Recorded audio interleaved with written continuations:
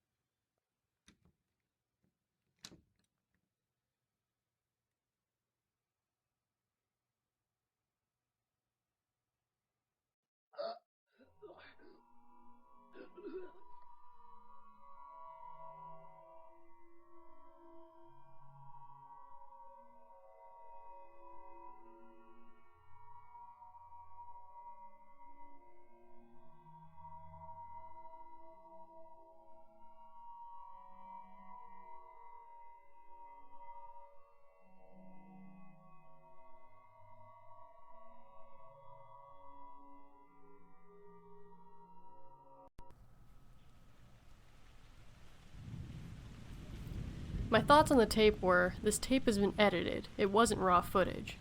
I have no idea where it was filmed, it didn't look like Joey's house, and the paint on the walls didn't match Joey's room either. So it seems they filmed the footage, edited it, and put it back on the tape for me to find. And also, I don't know about you guys, but the mask in the tape didn't look like the masks that the Whistler was wearing. The quality of the video was shit, however, so maybe it was. I don't understand the video. Was it them showing me that they could kill? Because I already know that. My final question is, if Harry Warner's parents and grandparents were potentially killed in the same house by the Shepherds, then what's so special about that house? Or is it just the Warners and McManuses that are so special?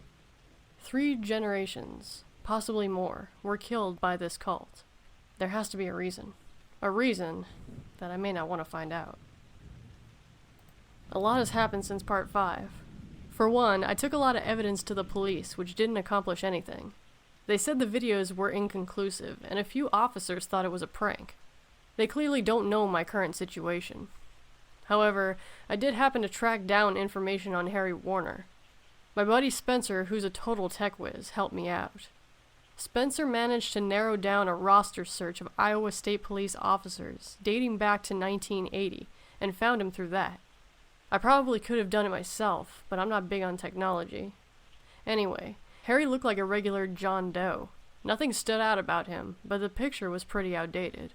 If Harry ran into the Shepherd's Cult, he could be 9 kinds of fucked up. That is, if he's still alive. Which brings me to my second point. When we found the information about Harry, it said that he had died in 2008, which doesn't add up with the journal I had found, which was written allegedly in 2009. Just like everything else, nothing made sense. But hold on to your seats, questions are about to be answered. A couple weeks ago, I had my first real talk with my mother. It had been a while since we had had an actual conversation. It started with us talking about the news, or if anything good was on Netflix, but it slowly came back around to Joey. My mother brought up that she had been having nightmares about him. She said that it would be the same dream every night. Joey would be standing on the porch of his house, just staring at my mother. When my mother would speak to him, Joey would signal her to shush. She described that this part went on for what felt like hours, just Joey shushing her and her not being able to speak. But what she said next, honestly, almost stopped my heart. My mother, who had been on the quiet half of this whole mystery, described this in her nightmare. Note that I'm paraquoting. Joey finally moved his finger from his mouth and just smiled. He then whispered, "Josiah." But it wasn't Joey's voice. It was deep and ugly. She described the voice to sound like Danny from The Shining when he says his famous "red rum" line, but 20 octaves lower. My mother continued. After saying it 3 times or so, he swiftly put his fingers to his mouth and whistled. She says that part always wakes her up, and she can't get back to sleep afterwards because she thinks she hears the whistles outside her window. All of this took a minute to process, and my mother could see that I was scared shitless. I just don't understand how she could witness that in her dream without knowing any of this. The only information my mother had known was that foul play may have been involved in Joey's death. Or so I thought. After getting my heart to start beating normally, I simply asked my mother, "What do you know?" And after pushing her to talk, she finally broke into tears and let everything out. She said she knew about what was going on with Joey. She said that Joey had called her and explained that strange things were happening, and at the time my mother was so mad with him for leaving she brushed it off. But Joey explained everything. He had told my mother the following. He thought someone came into his house at night. He heard whistles all throughout the night. He was having nightmares, similar to the dreams my mother started having shortly after. After discovering all my mother had known, I couldn't keep my rage in. I fell off the rails and tore into her, at one point telling her that Joey might still have been alive had she told someone. I'm still not proud of it, and she understands my anger. But my anger turned into utter disappointment when she reached inside a kitchen drawer and pulled out a piece of paper. The paper was page 2 of Joey's journal. I'm going to skip the heated conversation my mother and I had, and just tell you what page 2 contained. August 16, 2014. I had the strangest dream last night. I was standing on the porch, just staring at my mother. She wouldn't say anything, and when I tried to speak, all that came out was Josiah. And then I whistled my way awake. Odd. It probably has something to do with the bullshit that's been going on recently. But who's Josiah? Once the rain stops, I'm going into town.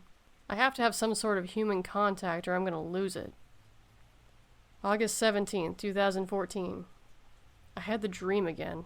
It's honestly scaring the shit out of me. The look on my mother's face when I attempt to speak to her is terrifying.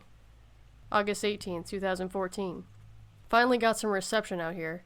Maybe I can call some movers and get the hell out of here. Wait, that's right. There's no internet. No phone books for me to look up a number.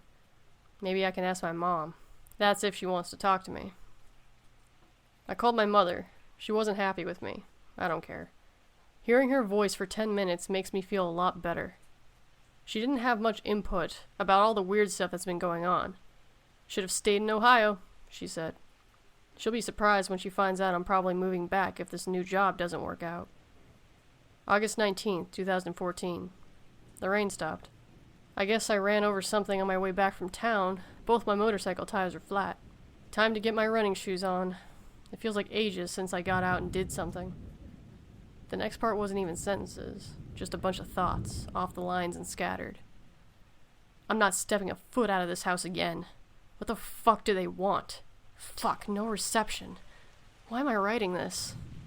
I won't make it another day. Okay, whoever finds this is my story.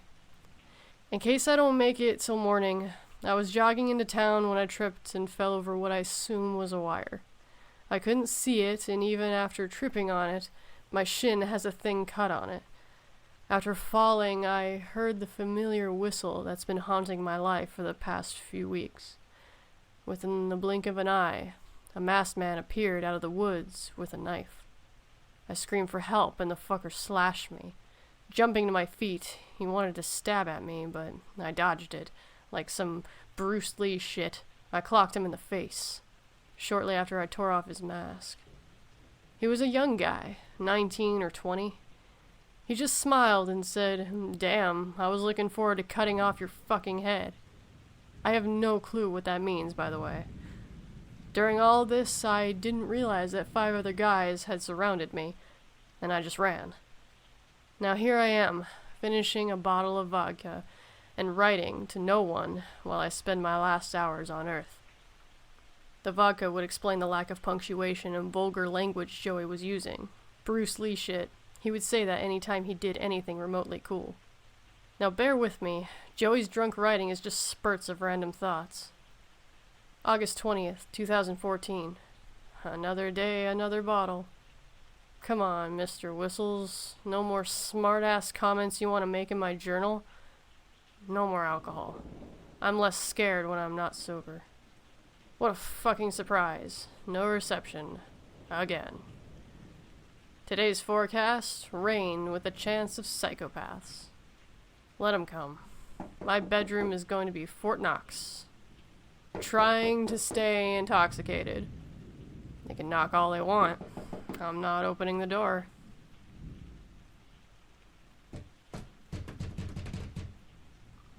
And that was it. You all know the rest. I admit that I might have been a little hard to forgive my mother, but I understand. She blames herself. It's not her fault. Joey was in the wrong place at the wrong time. I convinced my mother to stay with my aunt in Cleveland in case there was any actual danger present. Don't do anything stupid, she said. Which brings me to my last point. I'm going to take extreme precautions, but I can't think of anything else to answer all these questions. I have to return to Iowa.